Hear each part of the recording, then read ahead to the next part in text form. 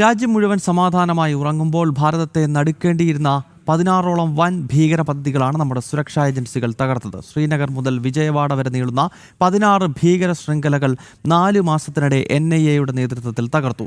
90ഓളം ഭീകരർ പിടിയിലാകുകയും ബോംബ് നിർമ്മാണ സാമഗ്രികൾ പിടിച്ചെടുക്കുകയും ചെയ്തു. ജനം നാഷണൽ ബ്രേക്കിംഗ്.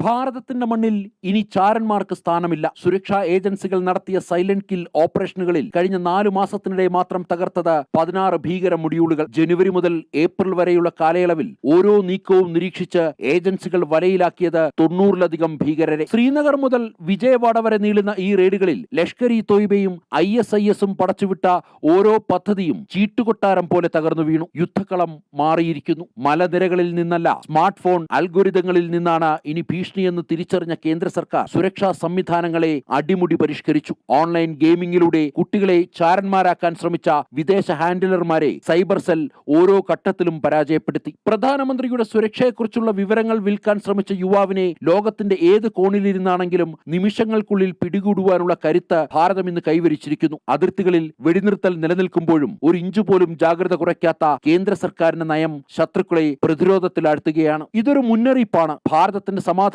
തകർക്കാൻ ശ്രമിക്കുന്ന ഏത് ശക്തികൾക്കും നമ്മുടെ സുരക്ഷാ ഏജൻസികളുടെ കണ്ണുകളിൽ നിന്ന് രക്ഷപ്പെടാനാകില്ലെന്ന കർശന മുന്നറിയിപ്പ്. ഓരോ നിമിഷവും ഭാരതം സുരക്ഷിതമാണ്. കേന്ദ്ര സർക്കാരിന്റെ കരുത്തുറ്റ നേതൃത്വത്തിന് കീഴിൽ സുരക്ഷാ ഏജൻസികൾ തീർത്ത ഈ അദൃശ്യ കവചം തകർക്കാൻ ആർക്കും സാധിക്കില്ല. ഡൽഹിയിൽ നിന്ന് S. നന്ദഗോപൻ, ജനം.